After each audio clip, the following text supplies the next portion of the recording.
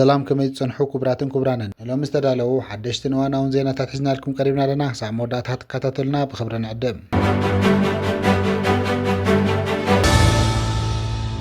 ኣብዛ ወፅል ሰሙናት ካብ ሕብራት መንግስታት ኣሜሪካን ሕብረት ኣውሮፓን ዝተውጻጽኡ ሓበራዊ ዲፕሎማስያዊ ልኡኻት ናብ ርእሰ ከተማ ኤርትራ ኣስመራ ክገሹ ምዃኖም ዲፕሎማስያዊ ምንጭታት ኣቃሊሖም እዞም ምንጭታት ከም ዝሓበርዎ እዚ ላዕለዋይ ልኡኽ ዝገብሮ ዑደት ቀዳማይ ነቲ ኣብ ልዕሊ ኤርትራ ተነቢሩ ዘሎ እገዳ ብዛዕባ ዝለዓል ኩነታት ምዝታይ ክኸውን ከሎ ካልኣይ ድማ ነቲ ኣብ ዞባ ቀርኒ ኣፍሪካ ተፈጢሩ ዘሎ ወጥሪ ንምዝሓል ዝዓለመ እዩ ከም ዝፍለጥ ኣብ ዝሓለፈ ኣዋርሕ ሕብራት መንግስታት ኣሜሪካ ምስ ኤርትራ ዘለዋ ዲፕሎማስያውን ዝምድናን ንምምሕያሽን ንምሕዳስን ተወግሶታት ክትወስድ ጸኒሓ እያ ዝያዳ ዘረጋግጽ ፍጻመ ድማ ቅድሚ ክልተ ሰሙን ኣብ ግብጽ ዝተኻየደ ርክብ እዩ ኣማኻሪ ፕሬዚደንት ትራምፕ ኣብ ጉዳይ ቀርኒ ኣፍሪካ ዝኾነ መሱድ ፓውሎስ ምስ ሚኒስተር ጉዳይ ወጻኢ ኤርትራ ኣቶ ዑትማን ሳልሕ ኣብ ካይሮ ተራኺቡ ኣገዳሲ ምክክር ኣካይዱ ነይሩ እዩ እዚ ርክብ እዚ ነዚ ሕጂ ክካየድ ተዳልዩ ዘሎ ሓበራዊ ዑደት መንገዲ ዝጸርግ ኮይኑ ክልቲአን ሃገራት ናብ ዝሓሸ መድረኽ ርክብ ክሰጋገራ ዘለዎን ድሌት ዘርኢ ምዃኑ ተንተንቲ ፖለቲካ ይገልጹ እዚ ዑደት ብዕውት እንተደኣ ተዛዚሙ ንፖለቲካውን ቁጠባውን ኩነታት ኤርትራን ዞባ ቀርኒ ኣፍሪካን ዓብዪ ጽልዋ ክህልዎ ትጽቢት ይግበር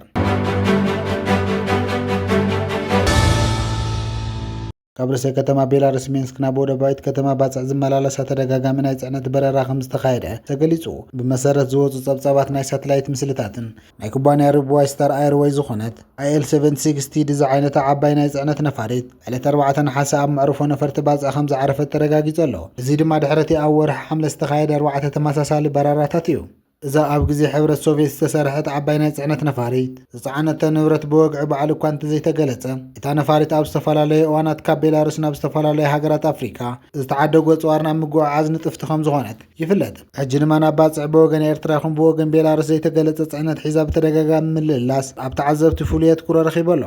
ቤላሩስ ሓንቲ ካብተን ብበዝሒ ናብ ሃገራት ኣፍሪካ ኣጽዋር ትሸይጥ ሃገር ምዃና ዝፍለጥ ኮይኑ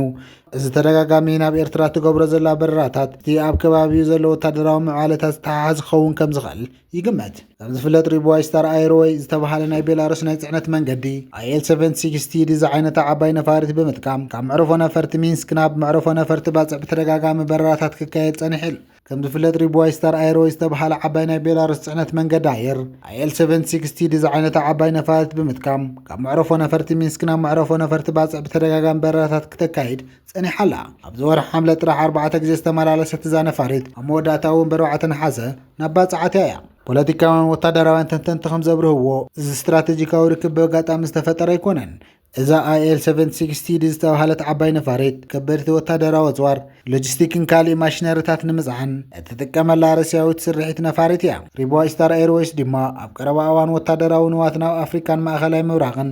ብሰፊሑ ትነጥፍ ትካል እያ ከም ዝፍለጥ ከተማ ባጽዕ ኣብ ገንጋን ቀይሕ ባሕሪ ትርከብ ኣዝያ ስትራቴጂካዊት ወደብ እያ ኣብዚ እዋን እዚ ድማ ኣብ ቀርኒ ኣፍሪካን ቀይሕ ባሕርን ብሰንኪ መጥቃዕቲ ሑቲ የመን ኣብ መንጎ ኢትዮጵያን ሶማልያን ዘለዎ ውጥረትን ከምኡውን ኩናት ሱዳን ኣብ ልዕሊ ወታደራዊ ምትፍናን ዝርከብ ዘሎ ስለዚ መንግስቲ ኤርትራ ኣብዚ ተነቃፊ እዋን ሃገራዊ ድሕንነትን ጸጥታን ንምሕላው ወታደራዊ ዓቕሙን ይዕብን ኣጽዋር የዋህልል ክህሉ ከም ዝኽእል ብሰፊሕ ይግመት እዚ ብሳተላይት ዝተቃልዐ ካብ ቤላሩስ ናብ ኤርትራ ዝግበር ዘሎ ስውር ወታደራዊ ሎጂስቲክ ኣብ ዞባ ቀርኒ ኣፍሪካ ሓድሽ ወታደራዊ ሚዛን ክፈጥር ዝኽእልን ተዓዘብቲ ብቐረባ ዝከታተልዎ ዘለዎ ዓብዪ ምዕባለ ምዃኑ ይግንዘብ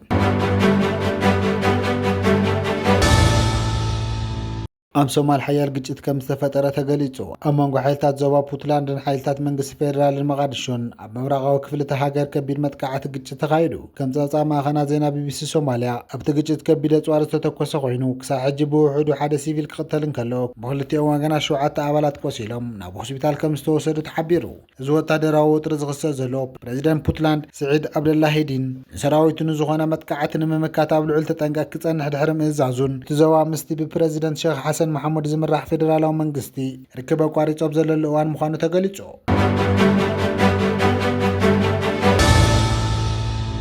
ኣብ መንጎ ህዝብታት ኤርትራን ትግራይን ጽምዶ ዝብል ስም ዝተዋሃቦ ሓድሽ ምሕዝነት ርክብ ከም ዘሎ ተሓቢሩ ኣብ ማሕዳሪ ዞባ ሰንዓፈ ኣቶ ኢድሪስ ዓሊ ኣብ ዝሃብዎ ቃል ክልቲኡ ህዝቢ ክብተኽ ዘይኽእል ታሪኻዊ ሕውነትን ዝምድናን ከም ዘለዎ ዘኻኺሮም ብተወሳኺ ልኡኽ ሕወሓት ምስ ሰበ ስልጣን ኤርትራ ርክብ ከም ዘካየደ ዝሕብር ናይ ቪድዮ መርትዖ ብማእኸናት ዜና አልጀዚራ ተቃሊሑ ኣሎ ይኹን እምበር ፌደራላዊ መንግስቲ ኢትዮጵያ ነዚ ርክብ ብትሪ ከም ዝነፀጎን ናይ ወጻኢ ርክባት ናይ ምግባር ስልጣን ናይ ፌደራል መንግስቲ ጥራሕ ብምዃኑ እዚ ተግባር ንላዕላውነት ኢትዮጵያ ዝጥሕስ እዩ ክብል ብምጥንቃቑ እታ ማእኸናት ዜና ወሲኸን ሓቢረን እዚ ከምዚ ኢሉ እንከሎ መንግስቲ ግብፂ ኢትዮጵያ ኣብ ሩባ ኣባይ ናይል ዝኾነ ይኹን ሓድሽ ወሳኺ ግድብ ክትሃንጽ ከም ዘይፈቅድ ኣፍሊጡ ቀዳማይ ሚኒስተር ኢትዮጵያ ኣብይ ኣሕመድ ሃገሩ ሰለስተ ተወሳኺ ግድባት ናይ ምህናፅ መደብ ከም ዘለዋ ድሕሪ መግላጹ ሚኒስተር ማይ ግብፂ ነዚ ብትሪ ተቃዊምዎ ኣሎ። ካይሮ ብዛዕባ እቲ ዓብዪ ግድብ ህዳሴ ዝግበር ዘሎ ስምምዕ ብሕጊ ዝግደድ ክኸውን ከም ዘለዎ ደጊማ ብምሕባር ብኣንጻር ረብሓ ማይ ግብፂ ዝግበር ዝኾነ ይኹን ስጉምቲ ተቐባልነት የብሉን ክትብል ኣጠንቂቓላ።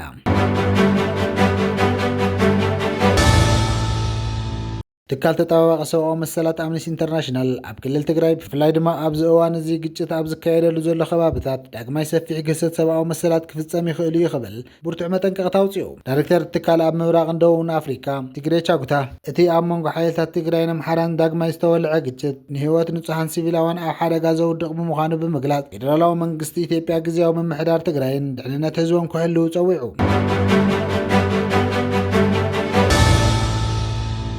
ኣብ ቀይሕ ባሕሪ ብዕጡቓት ሕቲ የመን ዝካየድ ዘሎ መጥቃዕቲ ቀፂሉ ኣሎ። ዕጡቓት ሕቲ የመን ኣብ ልዕሊ ክልተ ናይ ስዑድ ዓረብ መራኸብ ብሚሳኤል ድሮናት መጥቃዕቲ ከም ዝፈጸሙ ኣፍሊጦም። እዚ መጥቃዕቲ እዚ ኣብ መንጎ የመንን ስዑድ ዓረብን ከቢድ ወታደራዊ ውጥረት ፈጢሩ ኣሎ። ማእኸናት ዜና ከም ኣልጀዚራ ዝኣመሰላ ነዚ ብሰፊሑ ይሽፍኑ ኣለዋ። ብመነጽር እዚ ኣሜሪካን እስራኤልን ነቲ ጉዳይ ናብ ውድብ ሕቡራት ሃገራት ብምውሳድ ኣብ ልዕሊ ሕቱ ዲፕሎማስያዊ ጸቕጢ ክገብራ ይፍትና ከም ዘለዋ ተሓቢሩ። ሕቲ ብወገኖም ስዑድ ዓረብ ዝኾነ ይኹን ግብረ መልስን ስግምትን ተወሲዳ መጥቃዕቲ ከም ዝበኣስ ከም ዝቕጽልዎን መጥልማት ከም ዘውድቕላን የፈራርሑ ኣለዉ። እቲ ወታደራዊ ምትፍናን ኣብ ቀይሕ ባሕርን ባቤል መንደብን ዘጊድ ክሳዕ ሕጂ ምዕለብ የረኸበን ዘሎ።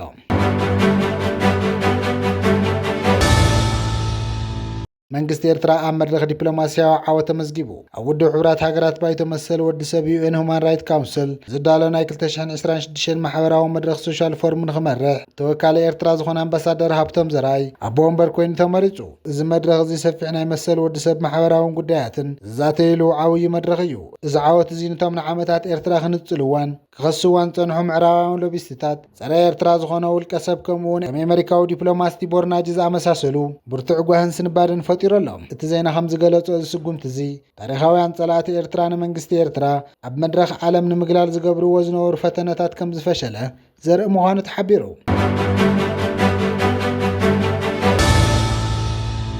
ኣብ ላዕለዋይ ወታደራዊ መሪሕነት ኢትዮጵያ ካብቶም ቀንዲ ኣዘዝቲ ሰራዊት ኢትዮጵያ ዝነበረ ጀነራል ኣበበ ታደሰ ኣብ መራኸቢ ብዙሃን ህዝባዊ መደረኽን ድሕሪ ምጥፍኡ ዛጊድ 2 ወርሒ ቁፂሩ ኣሎ። እዚ ጀነራል ኣቐዲሙ ኣብ ትግራይን ኣምሓራን ኦሮምያን ዝካየድ ዘሎ ውግእ ሰፊሕ መግለጽታት ዝህብ ዝነበረ ኮይኑ ሕጂ ግን ብሰንኪቲ ኣብ ውሽጢ ስርዓት ኣብይ ኣሕመድን ሰራዊት ኢትዮጵያን ዘሎ ምፍልላይን ምጥርጣርን እዚ ጀነራል ኣብይ ኣሕመድ ተኣልዩ ወይ ኣብ ትሕቲ ቁፅጥር ውዒሉ ክኸውን ከም ዝኽእል ይግለጽ ኣሎ። ስለምንታይ ጠፍዩ ዝብል ሕቶ ዛጊድ ምላሽ ኣይረኸበን።